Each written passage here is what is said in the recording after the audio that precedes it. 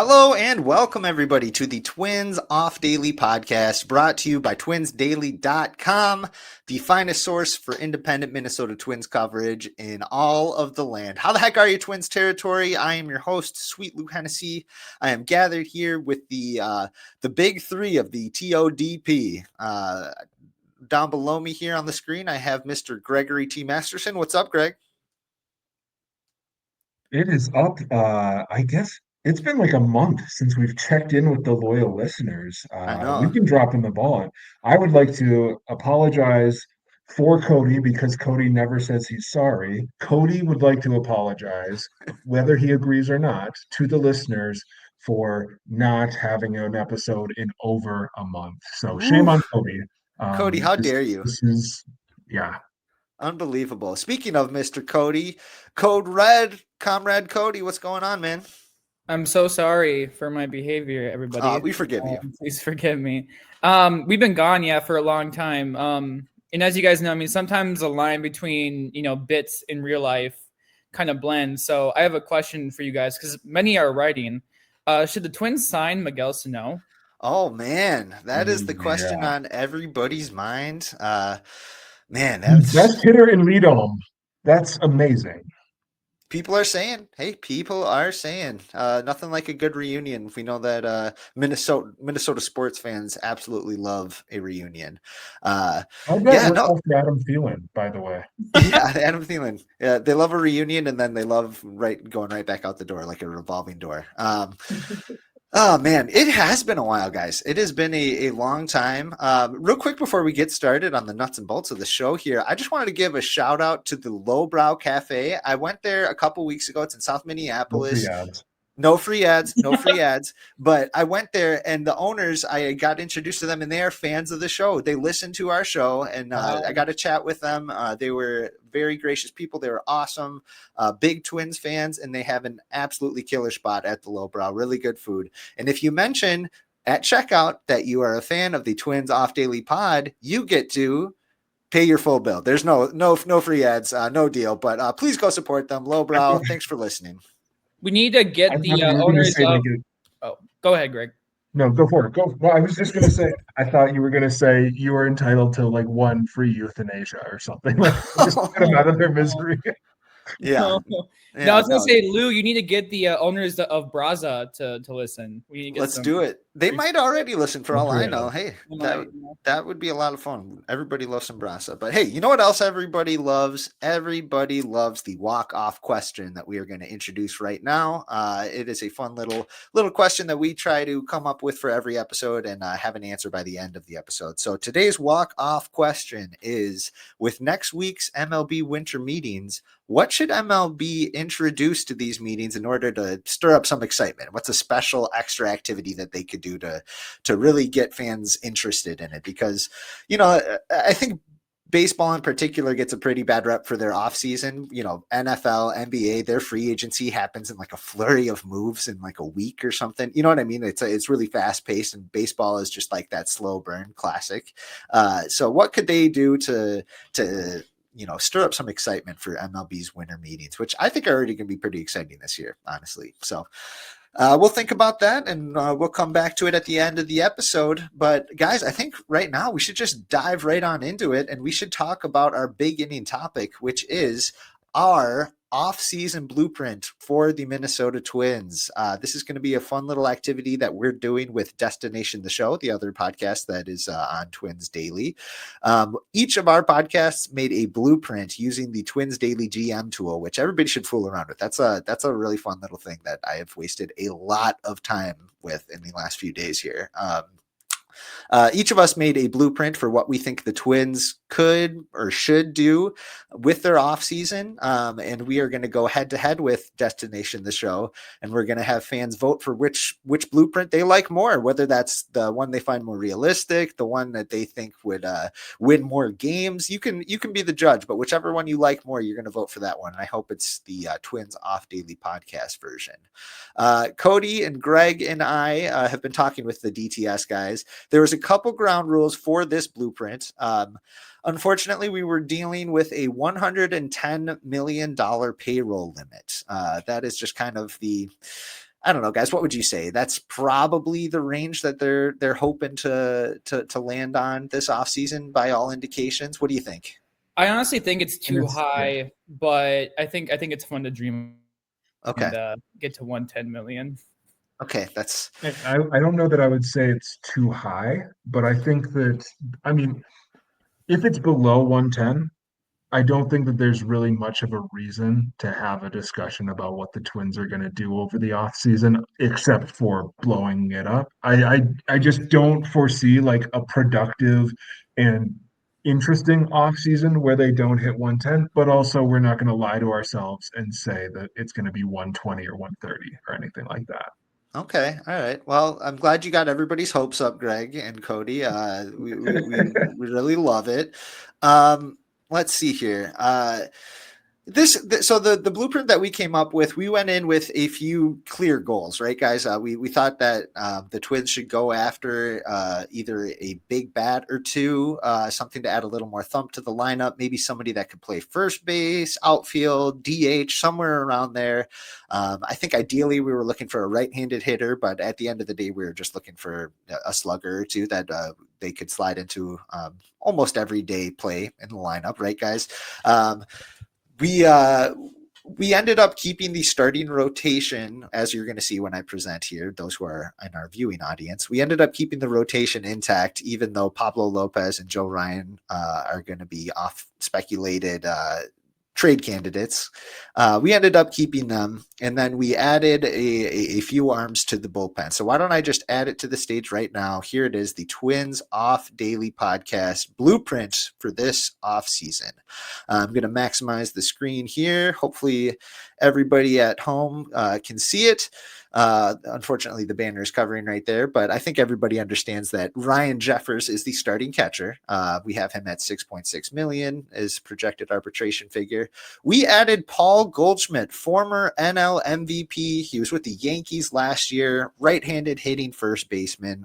We had him come in at $9.25 million. I think Greg was telling me that some of the projections were probably somewhere in like the 7 to 10 range, but maybe in order to come to the Twins, who didn't have a particularly promising year last year, we went on the higher end of that at 9.25 million. I think last year he signed a 1 year, $12 million with the Yankees, had a pretty good start, pretty hot start, and then just kind of fell off the table in the second half a little bit there, at least from a power standpoint. We have Luke Keyshaw as the starting second baseman after his exciting debut last year. Royce Lewis and Brooks Lee on the left side of the infield, of course. Alan Roden, the trade acquisition from the Louis Varland trade, is in left field, or maybe as part of a platoon, who knows. Byron Buxton, of course, in center. Matt Wallner in right. We also added Miguel Andujar for $6.5 million. That's probably the midpoint projection. He would come in on a 1 year deal. Greg and Cody were a little bit more excited about Andujar. We'll talk about some of the disagreements that we had, and maybe we can dive into those a little bit later. But actually, how about this right now? One of you guys, Cody, what did you like about Miguel Andujar as an addition for this Twins team in 2020? I like him. Yeah, I like him as a pure hitter. So last year, he started the first half of the year with West Sacramento, and he finished the season with Cincinnati. And over both of those teams, I mean, those are both relatively hitter-friendly parks. I understand that. But he generated a 125 WRC plus, which is 25 points higher than league average. I mean, that's a lot better than most Twins hitters last year, even some of the Twins, best hitters. So, I mean, what you get in Andujar is you could immediately insert him in as a plus right-handed hitting bat. As you see on the screen, for those who are viewing, we have him at DH. He probably would be the primary DH against left-handed starting pitchers. Obviously, you face lefties less than righties, but I mean, the nice thing about Andujar is that there is some versatility to his game. So if he's not a DH against lefties, I mean, you can start him against righties too. I mean, obviously he has, splits, and he is better against lefties, but he can still keep up, and he still is adequate against righties. So he can play third, he can play left field. You can honestly put him in either corner outfield spot. But I think the biggest, position that at least Greg and I, because again, as you noted, you were kind of more down on Andujar. I think Greg and I were excited about the prospect of him maybe playing some first. alongside Cody Clemens, and in this scenario, Paul Goldschmidt. It would be nice to have like a rotation there. But again, like he's very defensively deficient. He's not going to be really good anywhere he is. That's why you want him at DH. Some under the hood numbers are less encouraging. He did have a elite strikeout rate last year. Like he was hovering around like 14%, which is very, very good. Especially considering Twins hitters' recent proclivity to struggle in striking out. He's also like very good at taking. He has a very good eye, and there is some pop in his bat, which would be very nice to add to this lineup. So, I mean, for 6.5 mil, I think he'd be a very, nice insertion into this lineup and help them become a better team. They can maybe, head towards contending this year if that ends up being their goal, which is very much up in the air right now. Sure. He's 30 years old, so it's reasonable to expect that maybe his bat would still be there coming into next season. There, like I said, I was down on Miguel Andujar, but I do, there are things that would be a plus for this lineup. They just need some thump from the right side, especially. And Goldschmidt, who knows if he's cooked at this point? Who knows if he still has it? If he can get to the point where he was a couple years ago, I mean, that is a big middle of the order bat. But if it's the guy that they had in the last couple of that the Yankees had in the last couple months of last season, that's a different story. So having Miguel Andujar from the right side at DH for $6.5 million on a 1-year deal, if things go south for the Twins in general, he could be a trade candidate. That's a pretty low risk move, I gotta think. Yeah. Looking at the rest of the roster here. Can I ask What do you want to add? Thoughts? Yeah.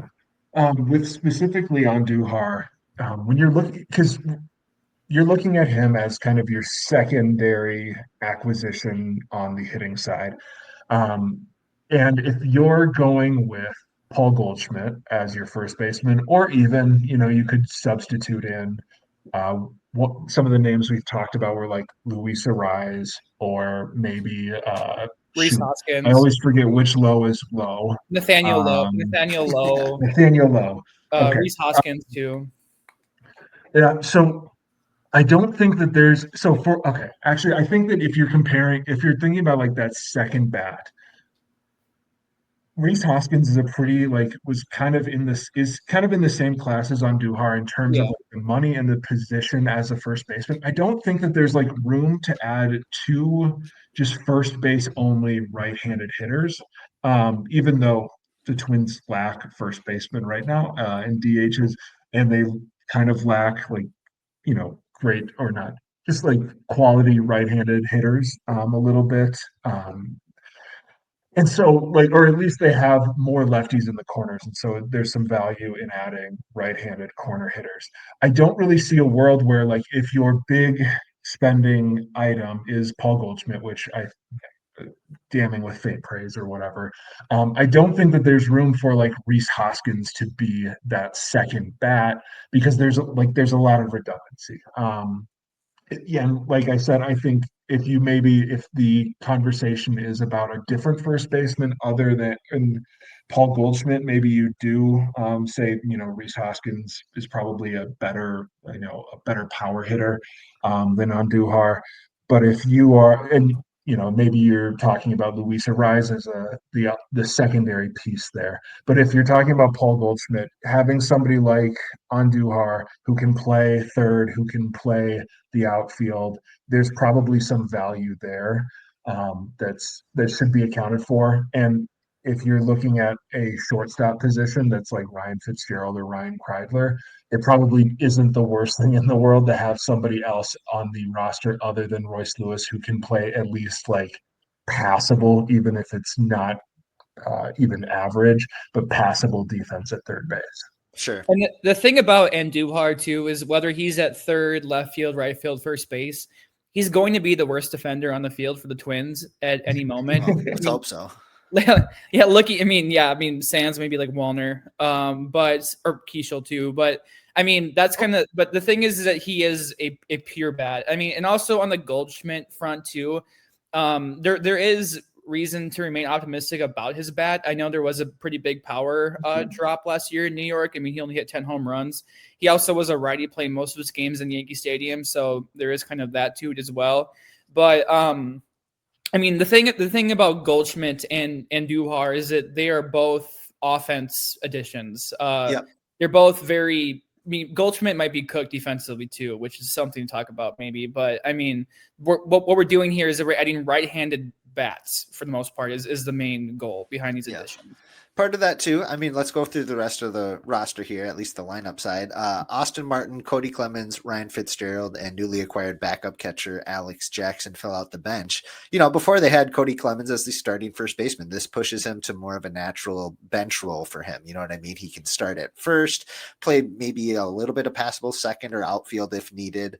I feel much more comfortable with Cody Clemens in that role. You know what I mean? So I like that it pushes him to the bench. So something about this lineup, you're going to notice a lot of names that aren't on this list. And first and foremost, Trevor Larnach is not on our Twins Off Daily podcast blueprint. We ended up trading him, which we'll talk about in a little bit here, but that is a different look.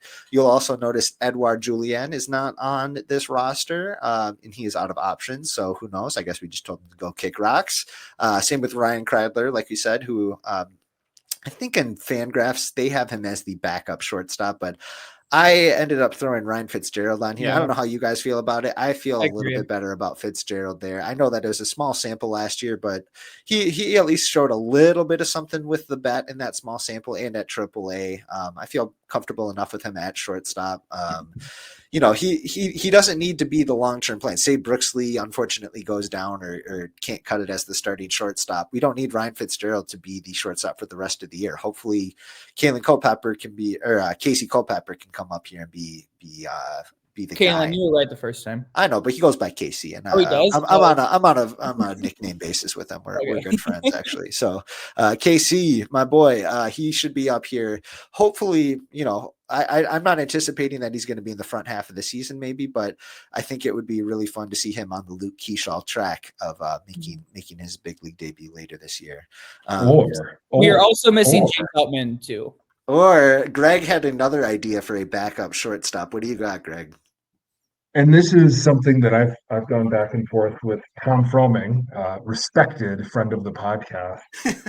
We're kind of in I wouldn't say agreement, but we have mutual interest in potentially Noah Miller, who was he was traded for Manuel Margot. Clone and Manuel Margot. Manuel Margot and Rain Cone, which was incredible. Such a great trade for all involved. He was not protected by the Los Angeles Dodgers, and he is a legit shortstop. He's very much a glove first shortstop who there are no doubts that he is like a good MLB shortstop. Maybe he's not like a Gold Glover, but he is one of the most respected defensive shortstops in minor league baseball. He has never had, I believe, an OPS over 612 in the minor leagues, which is not good. But if you're looking at Ryan Kreidler and Ryan Fitzgerald as your shortstop, why not kick the tire on Noah Miller? See if he can hit above the Christian Vazquez line, which is actually in doubt. Christian Vazquez, I believe, had like a 550 OPS as a Twin. I have I'm not going to fool myself into believing that Noah Miller is like a surefire bet or even maybe a good bet to be able to have a 550 OPS, like 40% below league average. However, if the choice is between kind of these two aging shortstops, one of them can't hit at all and the other one might not be a shortstop really, I don't know. Why not? Why not try it out? Why not take him in the Rule 5 draft, maybe as your second round pick, and just bring him to spring training and see what happens. His 51 WRC plus in AAA is staring at me, Greg. Yeah, that's not great. I'm just saying, why not? I mean, think about all the players that they invite to camp. Why not invite Noah Miller? And if it doesn't work out, they send him back and get $50,000 back. Yeah. Why not? Why not? We'll see, Greg. Well, I think if they're going to take somebody in the Rule 5, I think there's some much more interesting options that they could do. But who knows, man? Second round. Second round. Okay. All right. Well, fair. We'll see.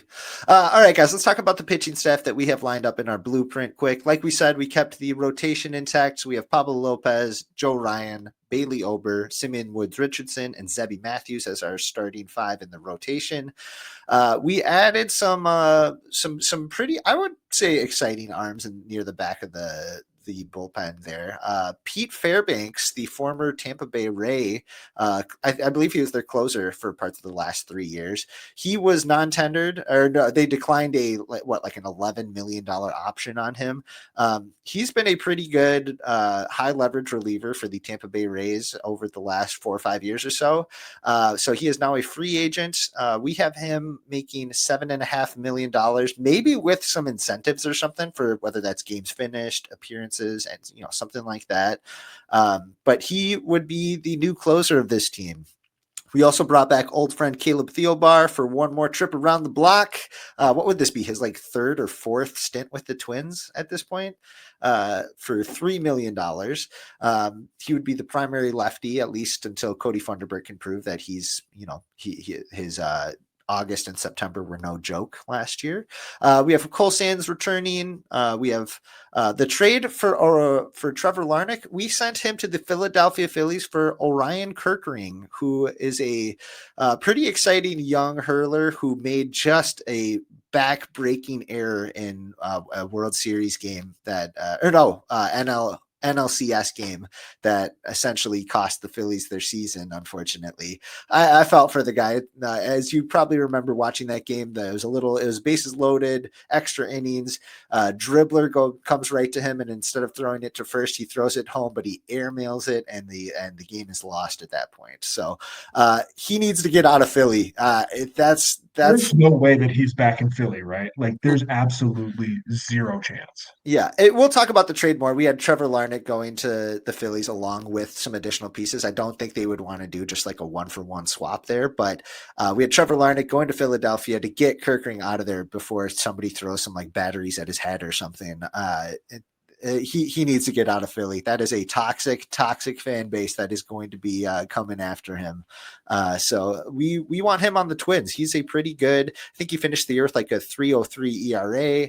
They had him in some good setup opportunities. He's a right-handed arm, nice little electric fastball, and some good secondary stuff. So Orion Kirkering coming to the Twins as another exciting piece. Justin Topa coming back. Eric Orsi, their new acquisition from the Rays, who they traded. Guys, what was the name of who did they trade to the Rays?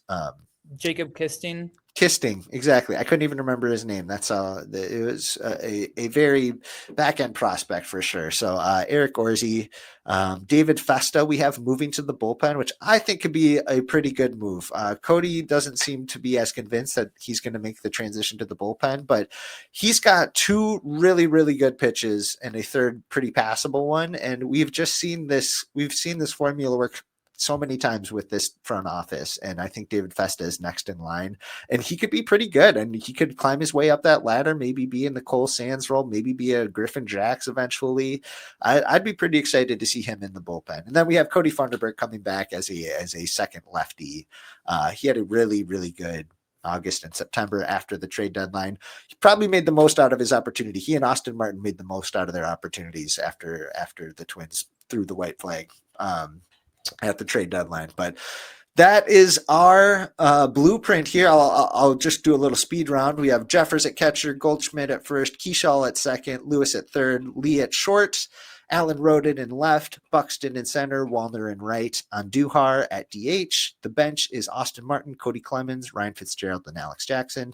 Pablo Lopez, Joe Ryan, Bailey Ober, Simeon Woods Richardson, and Zebby Matthews are the starting rotation. And the bullpen is Pete Fairbanks, Caleb Thielbar, Cole Sands, Orion Kirkering, Justin Topa, Eric Orsi, David Festa, and Cody Funderburk. That brings, with the Carlos Correa $10 million in sunk salary, that brings us up to the $107.85 million mark. Look at that, 1.95% under budget. Guys, what excites you most about our blueprint? Where did you wish we had a few other changes? Let's start First, with I you, want to Cody. say, Oh, Greg, go ahead. You were going to talk? Okay, Sorry. first I want to say I actually disagree with Zebby Matthews being in the rotation. I think that I would start him at AAA, and I would have Taj Bradley in the rotation. Just wanted to throw that out there. People forget that Zebby Matthews has a career 6 ERA. I know that Sure. we're very, very excited about him, but if there's a squeeze, I am actually in favor of Taj Bradley getting that spot. But Okay. I We acquiesce. also we also talked about how funny it would be if Taj Bradley was the other piece with Trevor Larnach going to the Phillies to get Orion Kerkering, because it would essentially be the Twins trading Jax last year for Bradley and then shipping Bradley off with Larnach to get just another high leverage young reliever to replace Jax. Derek Falvey, you've done it again. Bravo, bravo. That would be fun. I don't know if that's the package we landed on, but that was a funny idea we had at least. But Greg, I don't hate that. This is going to be a rotation where they're going to have 8, 9, 10 guys start games for them next year. You know what I mean? And there's a plethora of arms that are stashed and ready at AAA. So you might be right. Yeah. There. I wrote a roster projection for Twins Daily, like the volume 1, with guys that are on the 40-man roster, and I also picked Bradley over Matthews. I wonder if Mick Abel has any chance of earning that 5th spot. If there's any like outside chance he could get it, or even David Festa too. I wonder if he has a opportunity if he's not converted into a reliever. At the same time, we didn't really go in depth with the bullpen, but I'm very, very excited about Pete Fairbanks. I really drove that bus in adding him onto the team. And the big reason why is like you look at his fastball, it's like truly elite. I mean, it hovers around 98. He can just pound it in the zone and get hitters out. And okay, here I'm going to tell you his primary combination. He throws a fastball and slider 91% of the time. Has anybody ever sound more like a Twins closer than that two-pitch combo? That sounds pretty familiar. That's for sure. I'm excited about Pete Fairbanks, especially if they could get him at that price. I think he's going to be a pretty hot commodity this offseason. So we'll see if they could reel him in. I think there's a chance that close to what like Helsley just got with the Orioles too. I wouldn't be surprised. Okay. Well, that would be exciting. Yeah. Any other thoughts on this, guys? It's important, I think, to have like at least one player coming in who has some sort of closing experience. I'm not like a huge closing guy, but I don't know. I feel like with the lack of experience in this bullpen, like it's going to be really important. Like even if maybe they're not the best pitcher available, which maybe it's not Fairbanks. Maybe they have to go a little bit further down the line and find some other former closer. Like again, I'm not a like a big believer in like the aura and the necessity of a closer, but I think that like having somebody with some experience in this bullpen who has pitched 9th innings before, because like none of the current occupants of this bullpen really have. I think that that's an important thing. Maybe that's Emilio Pagan. I don't know. Who are we? Are we moving things around right now, Lou?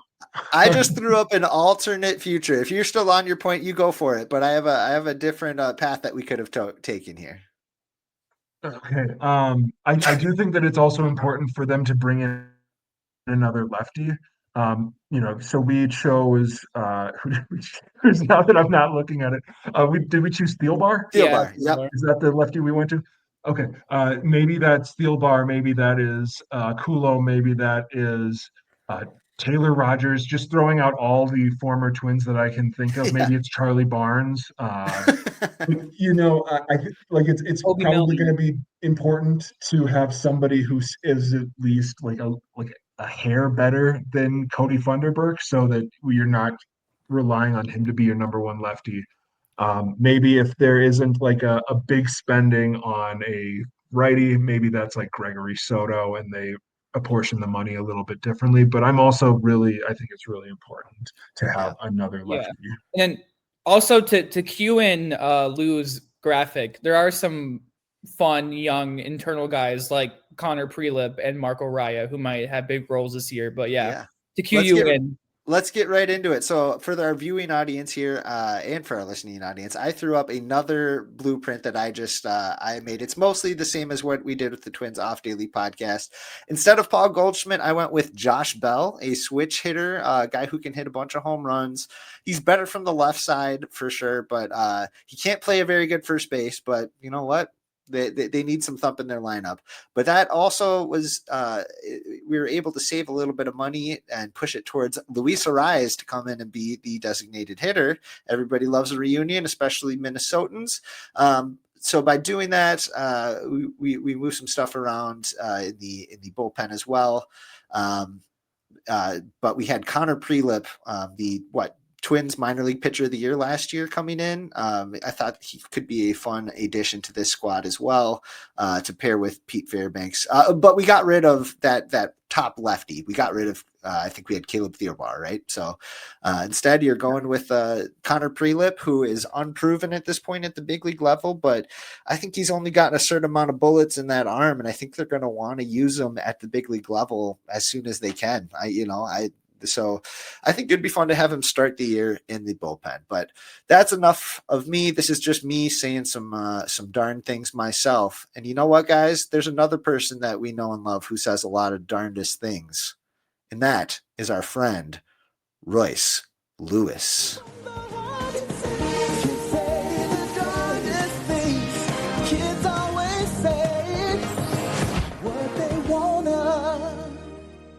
Okay, it is time for everybody's new favorite segment, and that is Royce Lewis Says the Darndest Things.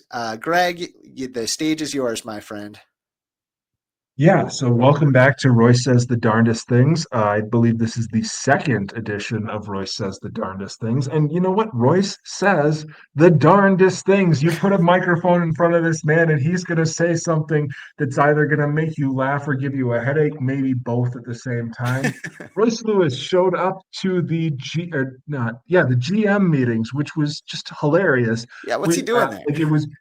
It was because he was in the MLB golf tournament with Aaron Oh, Hicks, representing the Twins.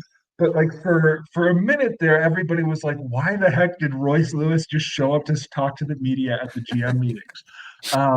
And Royce Lewis is excited about having a new manager. Uh, Royce was asked about how he feels about the new manager, whatever. There are many quotes. Many of them were a little bit you furrow your brow, but I think that the most quintessential Royce Lewis quote that come out of this, we've got it on the screen here. When asked about how Derek Shelton, one of the first calls that he made was to Royce Lewis. Lewis said, "It meant the world. We started off building a really good relationship. He told me I was important to him and our organization. I told him at points last year I didn't feel like that. It was really important to me to feel that kind of confidence.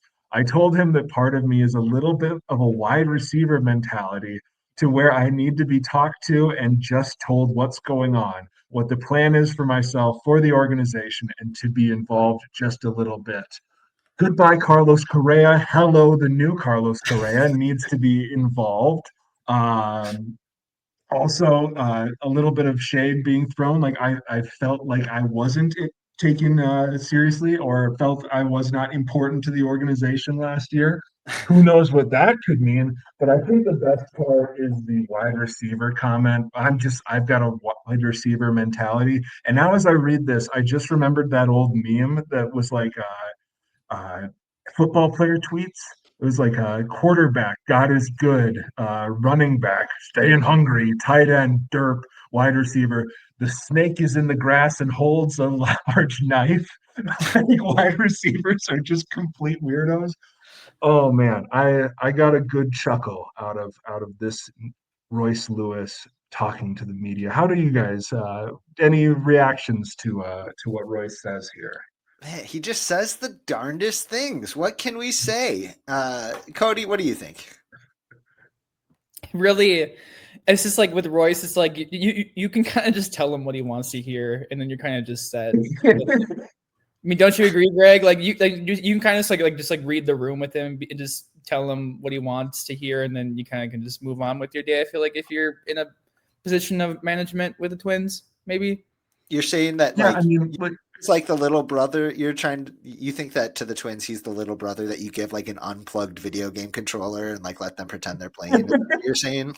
No, not that. It's just Okay. like Right. he wants to be appeased. You know how to do it. Just like give him what he wants and kind of move on with your day. I feel like it's kind of the vibe. Okay. Fair enough. Fair Yeah, enough. that reminds me of a coach that I had who he was being interviewed to take over as our coach, and he was meeting with us, and he kind of had an inside track on how the old coach was because he knew somebody from the old coach's staff, and so everything that he said was just like you could just read it as a response to all of the things that people didn't like about the coach beforehand. Like he's like, I would never do blank having where nobody had actually brought up that topic or anything. Yeah. No, it's we'll see how Royce feels about his new coach and how the organization values him, next time that he maybe needs to be coached on his swing or something. We'll Yeah. we'll see how long this I lasts. mean, this is going to be kind of a niche comment, but Minnesota sports. I remember when the Vikings fired Mike Zimmer, the team's right tackle, Brian O'Neill, said something along the lines of like, it would have been nice if he just said good morning or just asked how I was doing. And then I remember like there was a direct quote from like Kevin O'Connell when he took the job of something like, oh, it could be a small thing like telling the players good morning or asking them how they are. So like it's just kind of like, doing a significant course correction and just telling them what they want to hear, or just doing the complete opposite of what was formerly the problem. Yeah, you know what? Hopefully it works. Hopefully it works, and they can appease him, and they can get him back to the guy that everybody was hoping he could be, because that's an exciting ball player for sure. So let's. Hopefully Royce. Honestly, selfishly, I hope he keeps saying the darndest things. I think it's really fun. I think it's entertaining, but I hope he backs it up with some good play too. But how about this, everybody? Let's move on to everybody's other favorite segment. It is Gregory's Gripes.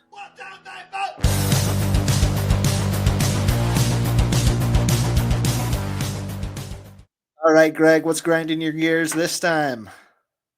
Okay, so the first one's a very short one. It's been a while, so I get two. Okay. I'm sick of people saying, okay, Trevor Larnach had a 99 OPS plus. What would you classify that as? Like, if you just shorthand, or how would you describe in a 99 OPS plus? I would say right about average. Yeah, it's average. It is right around average. It is not below average. Like technically, an OPS of 90 or an OPS plus of 99 means that you are 99% of an average hitter. However, that is I get so annoyed when I see people like refer to 99 as a below average OPS plus and 101 as an above average OPS plus. They're both just average. My personal boundaries are about 92 or 93 and above would be average, and a 108 and below would be below average. That's kind of where I draw the lines. But like for sure, like a 95 to a 105, that's just an average OPS. I get annoyed when I see people talk about it like that. You're either gassing up or dumping on somebody who's just an average hitter. Sure. I don't know if you guys agree. What do you think True Blood would say? That's what matters most with writing. True Blood.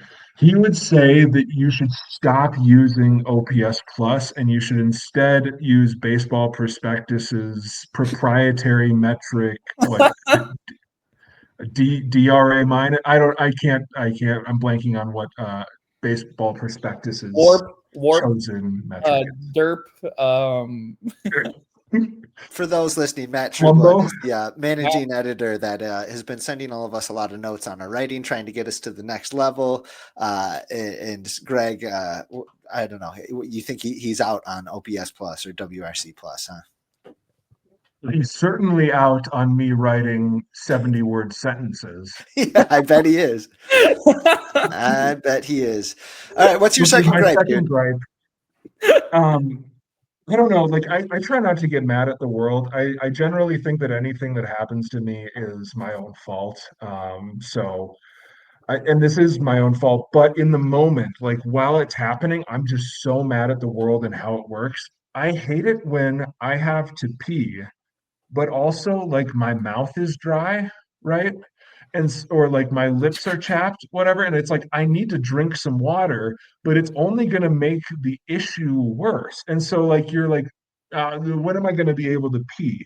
Like, do I have to hold it for like 30 minutes, an hour, 2 hours? Like, your leg is like shaking, holding in the pee, but like you're also thirsty, and you just know that it's only going to make it worse. And one of these drops is going to be the last drop that your bladder can hold, and you're just going to piss yourself, right? Well, Greg, I it's such a problematic place. I have a solution for those two problems, but I don't think you're gonna like it. What? Maybe we should move on. I don't know. I was gonna say two birds, one stone, but um, I don't know, guys. It's That not gets that you kind of fired. podcast. It's not That that gets kind you of podcast. fired. That gets you I fired. wonder how many people have gotten fired for that. Yeah, definitely. All right, I think we should Plus, like, boogie on. what if the water bottle is like it's got a small hole? It's not like a Gatorade bottle with the Mm, large okay. nozzle. It reminds me of that SNL skit where he gets like the really big like office supplies and he goes in the bathroom in them, and then he has like all these huge office supplies around there. Do you know what I'm talking about? Don't know that one. Don't know Oh, that one. Oh, Anyway, Greg, you are derailing us. You are derailing us with your second gripe. You're never getting a second gripe ever again, as it turns out. what is this podcast for if not for me to gripe about the things that gripe, whatever. Greg. Moving Okay, on. that Greg gripes about. Mhm. Well, before anyone gripes about us, I think we should boogie on down to our final segment, which is the closer.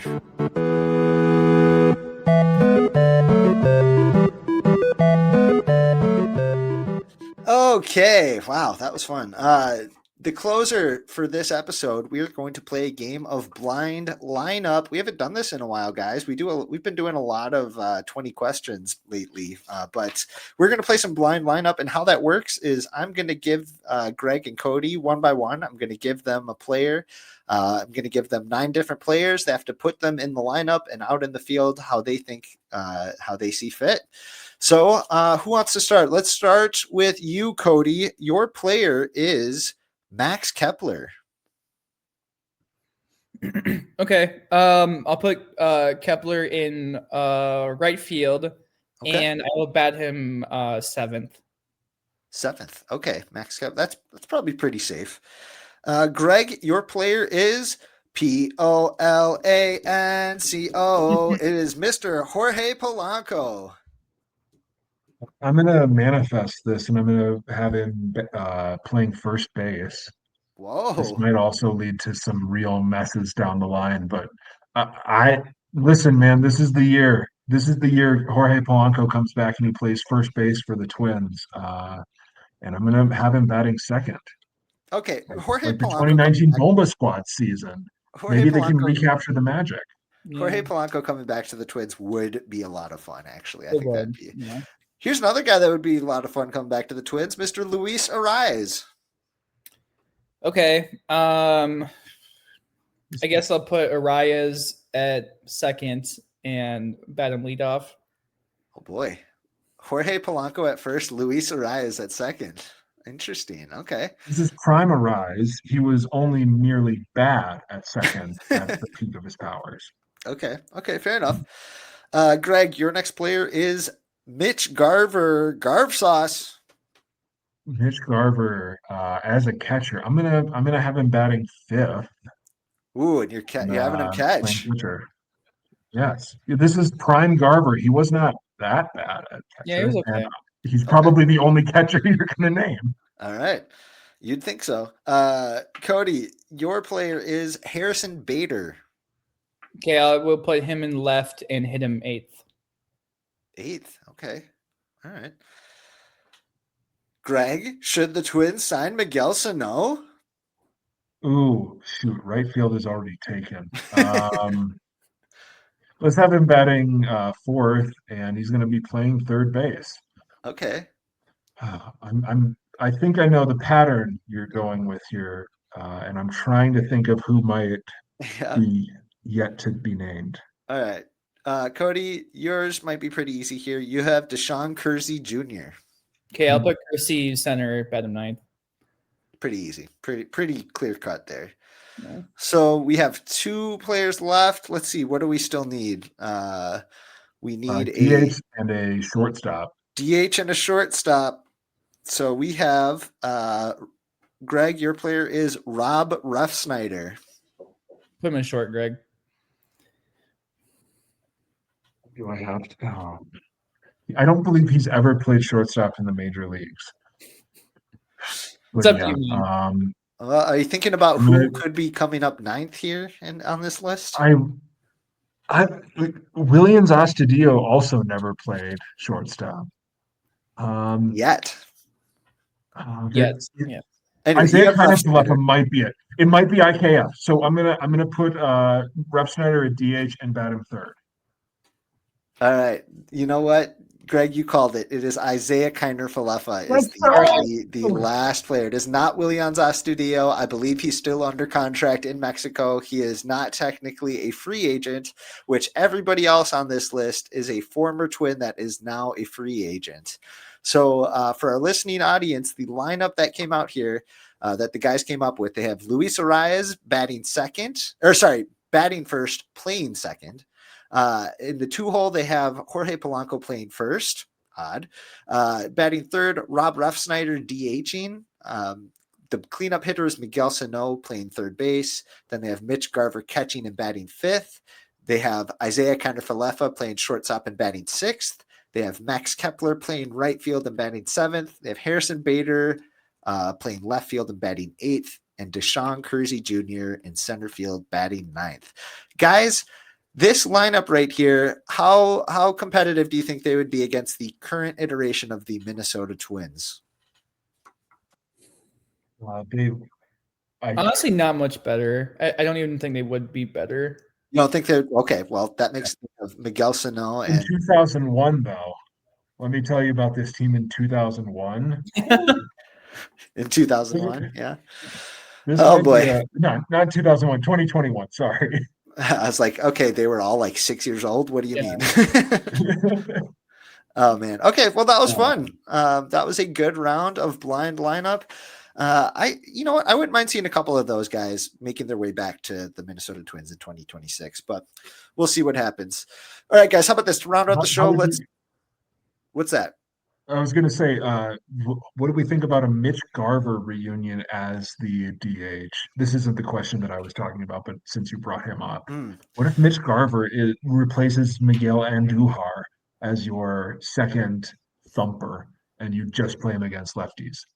That's such a bad idea. I can't. Yeah, I'm good. I'm good. I think he said it. I think he said it right after he got traded. He was like, the Twins picked their guy, and that was Ryan Jeffers. At least, yeah, he does not like Ryan Jeffers. Yeah, so we'll see. Okay, the name, because we kicked it around as we were discussing. I believe that we started this discussion before this guy was a free agent, but Adolis Garcia is now a free agent after being non-tenured by the non-tendered by the Texas Rangers. He was projected to get about $12 million for his third year of arbitration. I would assume I don't know that any team is going to give him a multi-year deal, because I think that if any team was interested in him like that, they probably would have just traded for him before he was non-tendered. So I would assume that he's maybe looking for a pillow contract, maybe in like the Joey Gallo vein, maybe $10 million ish for 1 year for his last year of arbitration. How would we feel about that being the Twins' big addition as a hitter? I think that'd be exciting. A big right-handed bat. He's actually decent in the field for being kind of like a lofty guy. Yeah, he's very good in the field. He saw, but you know what? Joey Gallo was supposed to be pretty good in the field as well. So, you know what? I kind of like the idea. I think it would be a lot of fun. It'd be just what the Twins needed, and it would be really cool to have him have a bounce back year and be like maybe a candidate to get the qualifying offer. You know what I mean? Like to be like, oh, is this guy worth $23 million next year because like he played so well? That'd be a fun conversation to be having a year from now. So I'd be all for it. I think it'd be a lot of fun. Hopefully he could pop a few more home runs. whoever gets him, I think, is going to be pretty lucky. I think he's in for a bounce back year. Yeah, Cody, what do you think? I personally don't really like Adelise Garcia. I don't really think that'd be much value there. I mean, we're almost to like 1,000 plate appearances of like a 670-ish OPS. I mean, there still is pop in his game, and I mean, he's still a really good defender, but I don't see it with him anymore. I don't think he's the guy who was like amazing with the Rangers in 2023 during the World Series in the ALCS. So yeah, I personally would not pursue Garcia if I were a front office member. I mean, Okay. it's worth considering that the Twins have just like so many corner outfielders right now Yeah, True. that there's not a huge. I actually laid out 20 different Twins who could play in the outfield next year on Twins Daily, and I was called many names in the comments for it. For including a joke about Royce Lewis. Is it but just me, or real quick tangent? Comments have gotten way meaner on Twins Daily in the last couple of months. Is that just because the Twins weren't so good at the end of the year? I think that was part of it. I in don't know. person. I feel like there's been quite a few like what a joke, typical Yeah. schlock type comments.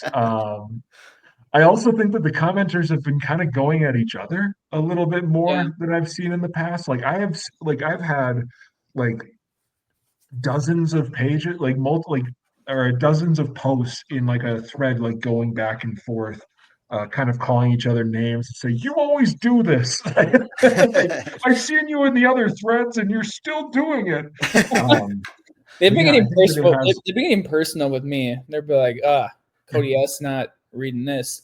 Shut Oh up, Lit. no. That's what they say to me. Boo. Yeah, But yeah, I don't know. I don't. I think that there's probably like for the right-handed outfielder, I think that there is room on this roster. I don't know that it is Garcia. Like the qualifying offer storyline definitely is alive in my head when I think about his case. But at the same time, it's like, I don't know. Do you need another league average bat who plays like solid outfield defense? But also, if you're trying to into better defense and you maybe slide Matt Wallner to DH on a more everyday basis, that could be a move. It could be cool to like get him and like another solid bat and maybe forego adding to the bullpen much. And maybe you do fast track Connor Prelip to the majors and whatnot. yeah. But With yeah, I just Garcia wanted to. too. With Garcia in the same vein as Gallo, there is a lot of like floor bottoming out worry with him, and I don't think this team needs to really go through that again. Okay. I mean, you're saying that as an advocate for trading for Jaron Duran. Yeah, but his So floor would not bottom out. I don't think. you sure about that? Is What? Why? that a Because talking point around he here? plays passable center field.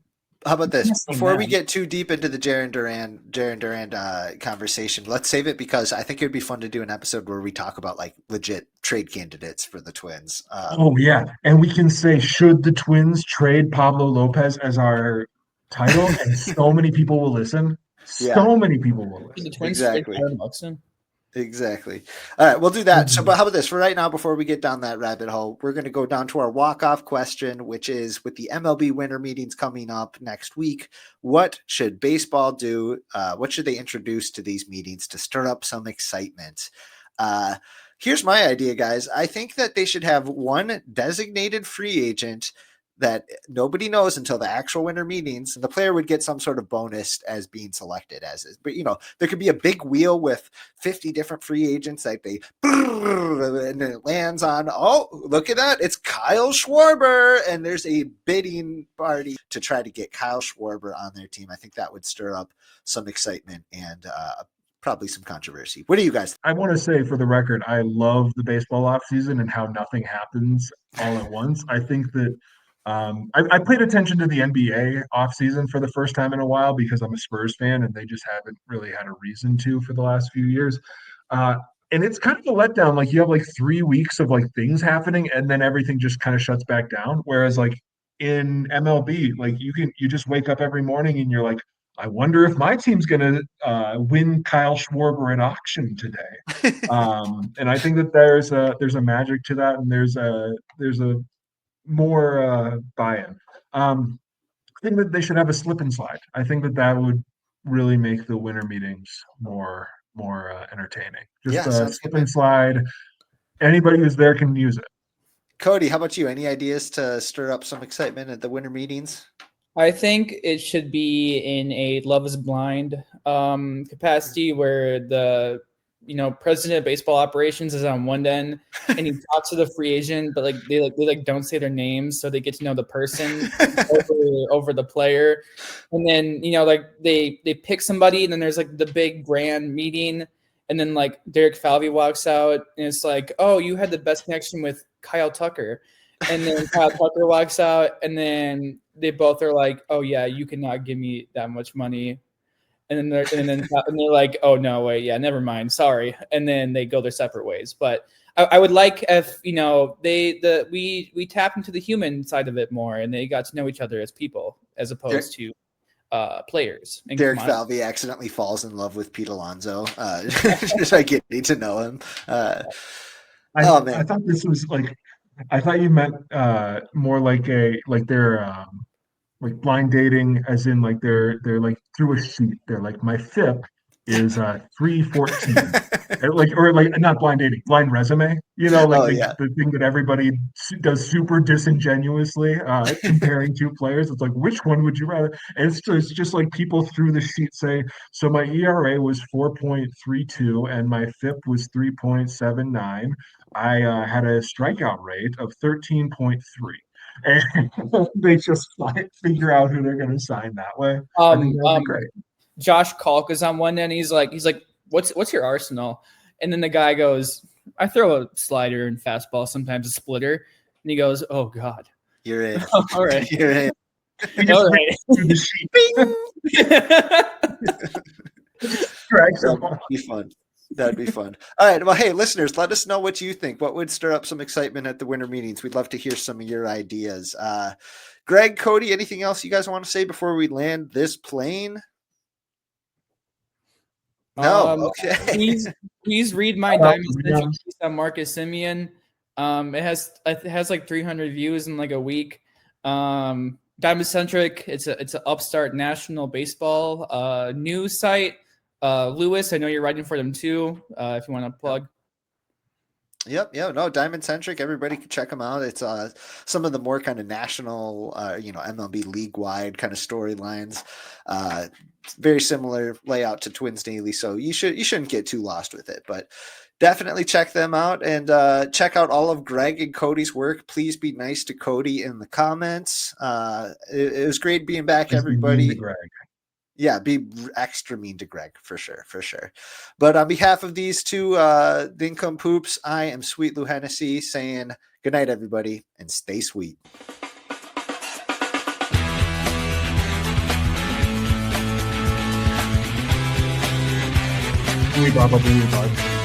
I am out on Anolis Garcia.